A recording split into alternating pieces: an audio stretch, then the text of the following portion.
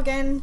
Today's entry is just a quick note in response to a question we had from one of our mums. Now she asked, how do I use play to be able to help my child to start using two-word phrases? Now this isn't quite exactly the question that you asked, but I think it's the question that you meant, which is, how do I actually help my child to move on to that two-word phrase when they're starting to use single words? Now, one of the key things that parents don't realize is that the type of play that your child's doing can potentially be affecting their communication level as well. So by this I mean, for example, if you've got a child who's at what I call the crash and bash stage, so they're at the stage where they'll push a car around, for example, but they'll do things like they'll just bang the cars together, or they'll just get two objects and bang them together. They might be starting to do some very, very simple role play, like, for example, pretending to feed you as the mum, or pretending to feed a toy. That's when you know that their play's ready to take that next step up. So the reason being, if you look at the communication level that you're using when you're just banging toys together, you can do bang, you can do baby, you can do bed, but you can't really do much in terms of two-word phrases at that play level. Now, what if you're at that play level where you're starting to actually use objects to pretend? Now, if you have a look, you can do baby eat, you can do baby sleep, you can do baby jump, you can do baby on bed, you can do baby under bed, you can do baby sit, you can do etc. So there's heaps and heaps of different ways that you can use those toys to do different things if they're at that pretending play stage.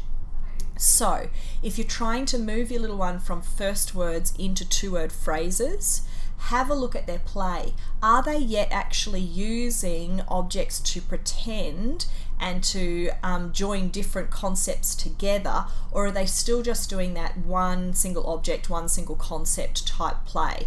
If they're still at that single concept or single element type play, you want to actually work on their play first before you're trying to actually get two-word phrases. So hopefully that's been a useful little tip to help you move from single words to two-word phrases. First of all, look at your child's play and see how you can actually encourage them to take that next level of play.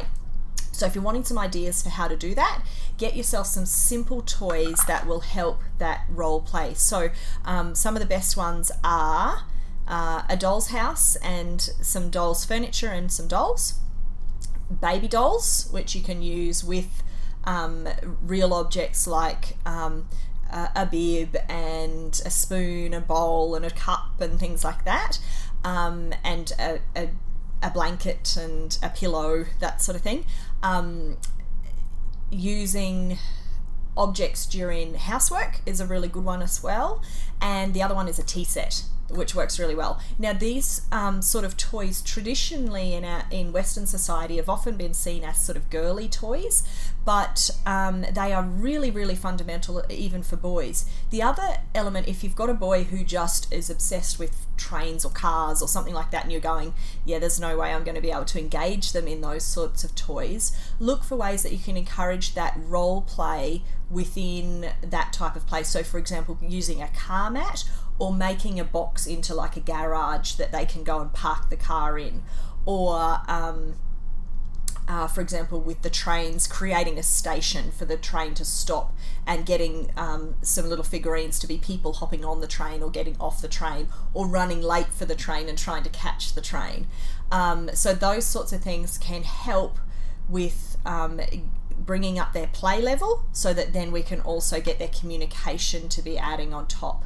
Because if they're not able to yet play, that means they're not thinking at that joining words together stage, which means that they're not going to be actually talking at that level either. So look at play first, then look at communication. Hopefully that's been useful, and if it is, please share with your friends, comment below, And don't forget to keep sending me your questions. I'm really, really keen to hear more. So if you have any questions, please email me at info, at speechparent.com. So that's info at speechparent.com, and I will answer your questions in future posts. Talk soon, everybody.